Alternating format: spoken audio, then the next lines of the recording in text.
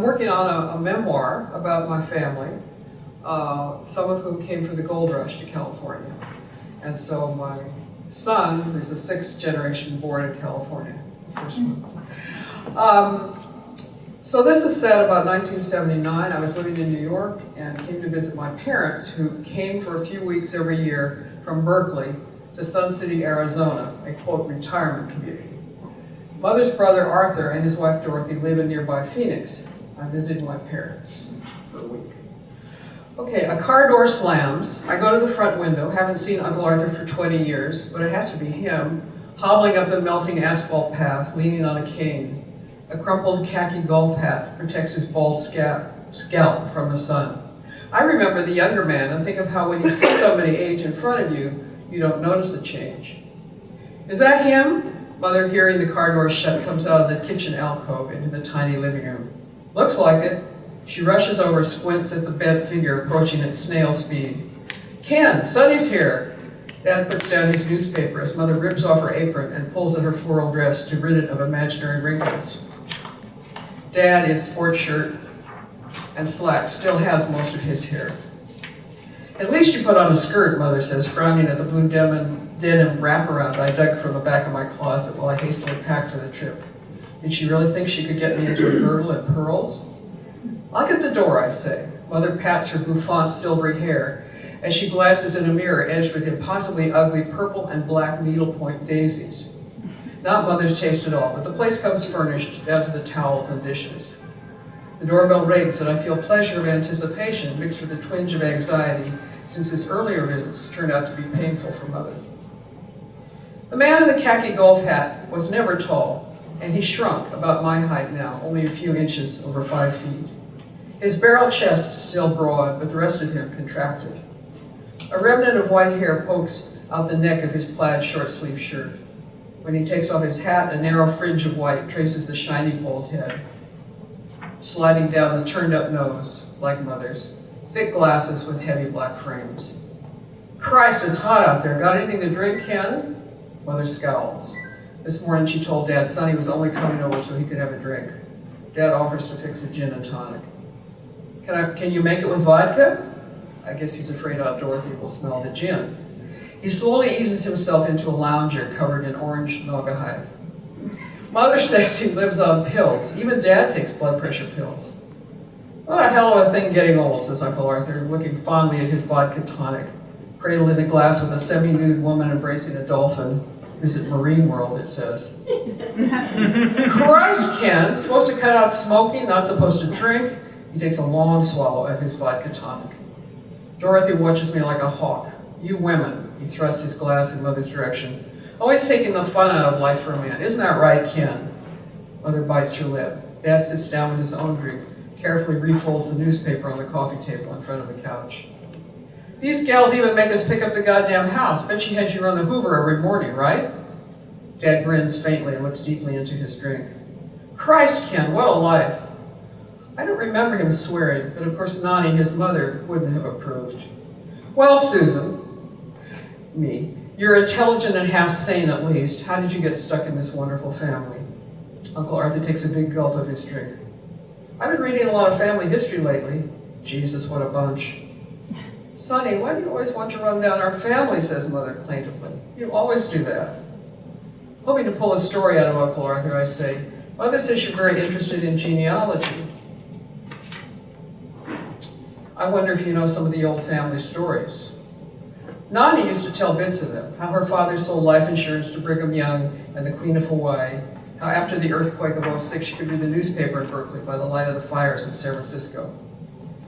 Sure, I've always been interested in family history, but Holy Mother of God, what a collection of crooks and poseurs.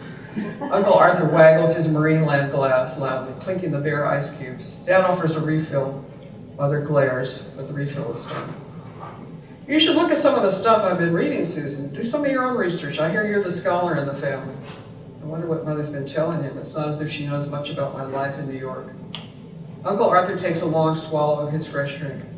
My mother, God rest her soul, was always so highfalutin about her side. Take her mother's people. Always wanted everybody to think they were lace-curtain Irish from Brooklyn. Hogwash. They were shanty Irish, those Hubbards. Why else go to California for the gold rush? Only dirt poor, ne'er-do-wells, and bandits went out there. And now their descendants christen themselves California aristocracy. Sonny, can't you say something nice about our family for once, wails Mother. What's the matter, Babs? Can't face the truth? Mother shuts her eyes and sinks back into the couch. She begins to sip from the vodka tonic she told Dad she didn't want. And the Thomases, the gold bandits on Mother's father's side, claimed they came from Cornwall. Did you know that? Tried to palm themselves off as English. Malarkey, they were dirt poor Welsh. Great-grandfather James Thomas was a coal miner over there. Do you know what they say about a Welshman? I know better than to ask. And Uncle Arthur seems to forget his question. He shifts in his chair, restless. Got any cigars in the place, Ken? No, sorry, Sonny. Sorry, I didn't think of it. Actually, Dad did suggest picking up a couple of cigars after Uncle Arthur called to say he was coming, but Mother told him, over my dead body. Just as well, Uncle Arthur swills down the rest of his second drink, holds the glass out for a refill. Babs will be happy I'm not smoking. Hates the smell, don't you, sis? That's the trouble with these damn women of ours, Ken. They got these goddamn noses.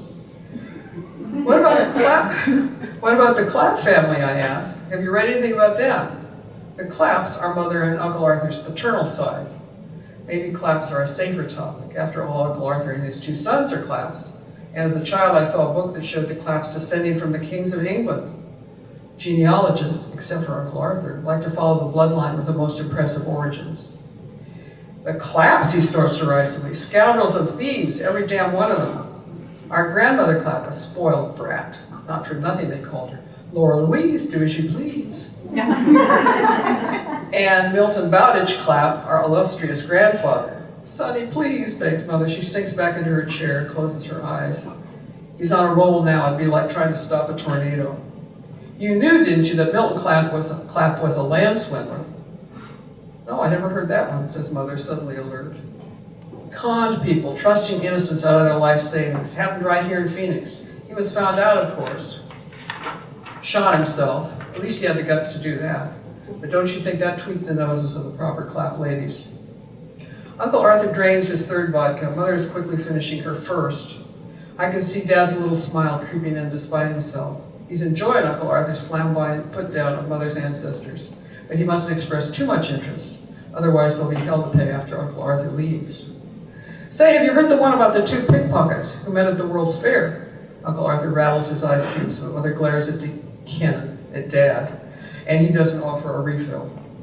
They get married and have a kid, but his right hand is deformed. I think you told us that one, Sonny, says Mother. Oh, well, never mind. I forget the punchline anyway. Head's like a sieve these days. Uncle Arthur puts his empty glass on the coffee table. Doing much lawn bowling, Ken? They have terrific greens here. If you go out at 5 a.m., you can stand it. He means the heat. Bring your golf clubs? Dad says he did bring them, and they talk vaguely about having a game sometime in the next 2 weeks. I have to check with Dorothy first. Schedule. She keeps me on a tight leash. The conversation winds down. Uncle Arthur and Mother shared news of their sister Julie, my cousins Cam and Charles, and some of the other California relatives. Uncle Arthur and Dad discussed baseball, mostly the star players of 30 or 40 years ago. Well, guess I better hit the road, says Uncle Arthur, twirling his khaki hat. Oh, Sonny, do you have to leave so soon, says Mother. Is she trying to break the world's record for hypocrisy? Yep, Dory and I are invited out to dinner, but she'll call you tomorrow about coming over to our place. Uncle Arthur crushes his hat back on his head and picks up his cane. He limps to the front door, which Dad opens for him. Stay out of trouble, Babs, he says to Mother, and walks slowly leaning on his cane out into the unbearable heat.